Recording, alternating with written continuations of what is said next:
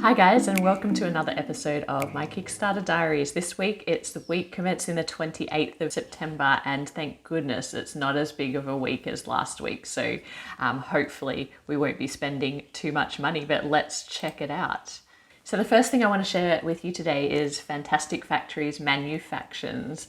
This is the expansion to the original engine builder Fantastic Factories, which always got such great reviews, and I never had an opportunity to pick it up. Well, I had several, but you know, there was always something else that I was buying instead of this game. So now I can pick up the whole package, which I'm really excited about. So I've gone all in on everything to get the two new expansions and the base game, and I'm really excited about this. This was an instant back for me. I've been waiting to pick this one up for a while. The next game is Impression. Impression is a worker placement game that I was super excited about, but unfortunately it got cancelled to begin with, but now they're back and better than ever. They've already funded, as you can see. We're still with 17 days to go, and I'm excited that they brought in new pledge options and an early bird, which of course got me straight away. But you can see that I've gone all in on the Kickstarter edition, and this just looks like a really great fun game. I love the board that you're doing your action selection through this little tradesman movement around these different little what looks like variable boards here. And then you are fulfilling contracts, and you can only have a certain amount of production going on at once. So it kind of looks like the tight competitive game that Maggie and I tend to enjoy. They've split the pledges out into a retail version, which of course I won't be getting because I'll be going straight to the Kickstarter edition. I love a Kickstarter edition. But you can see here they've got a solo as part of this, which I'm less interested in, but I'm really intrigued to see the things that they unlock here in terms of the upgrades, and in particular the upgraded resources, and also the cardboard tray for your orders and contracts, and the manufacturing lines. I mean, those things look like a lot of fun, and I'm really hoping that this game gets the level of backing needed to unlock some of those cool little extras.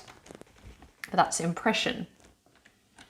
The next game is a Kickstarter by Button Shy Games. Now, if you're unfamiliar with Button Shy Games, they have predominantly, well, exclusively actually, card games with 18 cards or less. And they usually have a range of designers who contribute to each of those different games. But that is what they're known for, games that you can kind of put in your back pocket and take traveling with you or play in a cafe. And you know what? I don't own any of them, but this one has really got me interested. Agropolis is a standalone expansion to Sprawlopolis. So it can be both played, my understanding is it can be played as part of Sprawlopolis, which is a game that has been really well received by the community. In fact, of all Button Shy games, it's one of the highest rating games, and it is a co-op game, I believe. But Agropolis is a game that can be played as part of Sprawlopolis, or it can be a standalone game.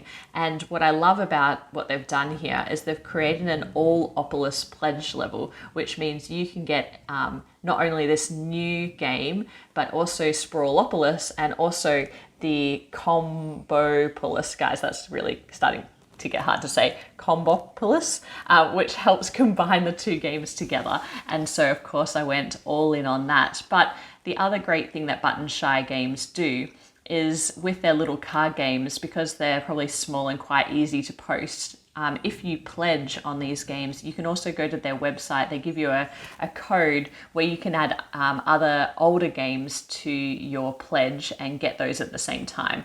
And I do want to point out that I picked up 2 additional games using this system. So I went onto their website and I got Circle the Wagons, which has been well loved by, especially by Tom Vassell and by Rado. They both love this game, and I respect their opinion, so I do want to check it out. And the second one is Tussie Musty, which is by Elizabeth Hardgrave.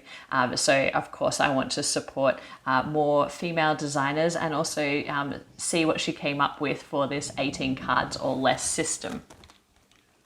So that is Agropolis.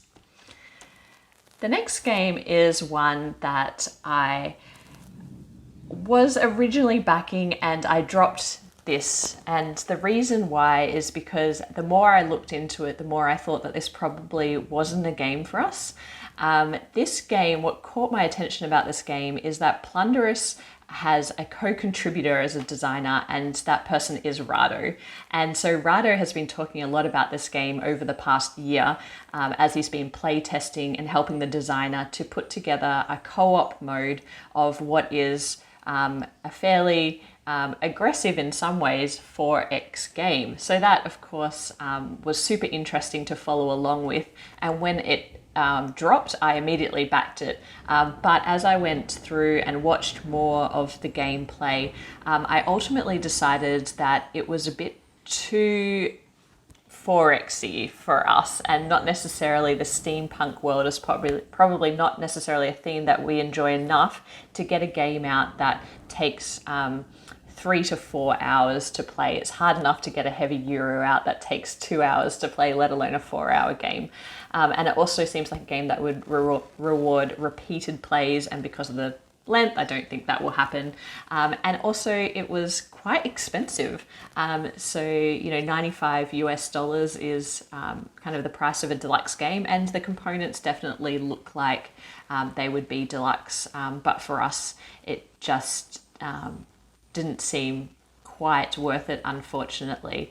I also, looked into the designer a little bit, and his last Kickstarter, my understanding is it was quite late in terms of the delivery, and there were quite a few frustrated people in terms of this designer, and so that combined with the fact that it's probably not a game for us means that I will pass on this one, but you might be interested in picking it up.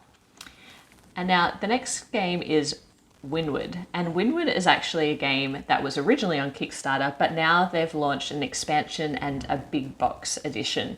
And what's great about picking up a game like this is that now it's been obviously thoroughly play tested by people all around the world and reviewed, and it's sitting at 7.7 on Board Game Geek, which is that is quite impressive.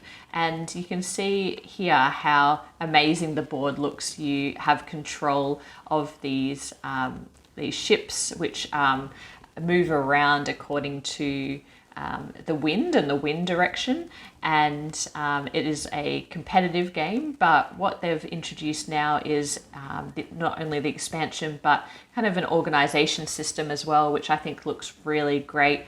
The reason why we're not backing it is just simply the pick up and deliver and the movement system didn't seem like something that appealed to us in combination with the theme, but this certainly might be of interest to people who picked up the original game or missed their opportunity to do so. Now the next one is coming out next week. So now that's it for this week. Not much to speak to, but next week I'm excited to see Cartographer's Heroes hit Kickstarter. Cartographer's is a roll and write that uses polyomino tiles. It's one of our favorite roll and writes. It's not really roll, you're not rolling anything, but there's cards, and you're certainly drawing on this grid-like paper, and it's a lot of fun. And the one thing about it, and the reason why we don't get it out more often, is probably because of the lack of variability in the game. And so now they're bringing out these Heroes expansions, which has kind of mix and match components, which looks like 3 different modules, but they're bringing in map sheets, different scoring cards, different ambush cards, maybe with the monsters that they had in the original game. Super excited to instantly back this one next week for sure. And the next game is really interesting. This one is called Unforgiven, and Unforgiven is a game where it's a 2-player only game. And first of all, that's really important at the moment because more and more with lockdown, we've grown to love 2-player games. We're playing a lot more, just Maggie and I, of course, but ones that are designed for 2 players are kind of catching my eye at the moment. Now, what's interesting about Unforgiven is you're playing 2 sides of a court trial about the assassination of Abraham Lincoln, and you are trying to defend or put away Mary Surratt, who was the first female to be executed in the American legal system.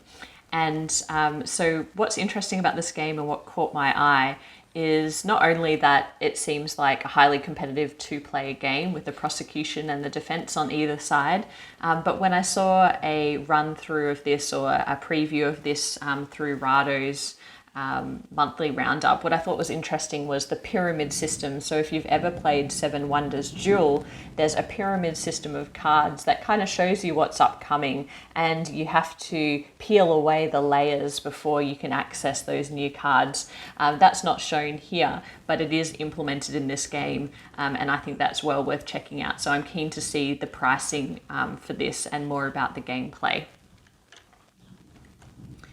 The next one is Frostpunk. Frostpunk has been a long time coming. You can see that there are 8,773 followers of this waiting for it to drop, and it is coming out next week. It's a cooperative game based on a video game, is my understanding, but what I am really intrigued about this is that it all centers around this central heater, and it's set in this Frostpunk universe where it's a cooperative game to ensure that the whole city survives. And I'm not one for cooperative games, but I am super intrigued by this because I think it's going to be a really big deluxe game with lots of miniatures, so I'm certainly keen to check that out next week, and I'll be covering it next week. Now, the next game is not coming next week. It's actually dropping on October the 22nd, but I'm so excited about it that I just had to mention it. Grand Austria Hotel is a game that is famously known as a Euro that's quite good for two players, and we've been playing a lot of this in lockdown. But for us, it's kind of lacking a little bit of variability, and finally they've announced an expansion. So Let's Waltz is the expansion to Grand Austria Hotel. I don't know anything about it, except for that I'm excited for it, so stay tuned and we'll be covering that off later in October. Now, the final thing that I want to show you this week is just a couple of things that I was excited to receive this week. The first of which is Yedo. Received the Deluxe Master Set in the mail. Can't wait to get into it and have a game. You can see these really cool corners, plastic corners that came on each of the corners of the box to protect it during shipping. That was really appreciated, especially for something that is a Deluxe Master Set. I'd not seen that before, so that was pretty cool. Here you can see some of the linen bags that were included, which is really, they look absolutely great. You can see some of the little player tokens with the silk screen. They just look fantastic, and I can't wait to get those out and have a play. And the other game that appeared at our doorstep was Pax Pamir 2nd Edition. I have not played this game ever, but I'm super excited to get it out on the table. Apparently it's quite good at two players too, so we are excited to explore that and probably put up a review for both of those games very soon. But anyway, that is everything this week. Not too much, but I'm excited for what's to come throughout the end of 2020 on Kickstarter. But that's it, and I will see you next week. Please, if you're enjoying following along on the Kickstarter Diaries, let me know in the comments below. Helps me know what you like and what you don't like to see in these videos, and please subscribe to our channel. And that's all. Bye.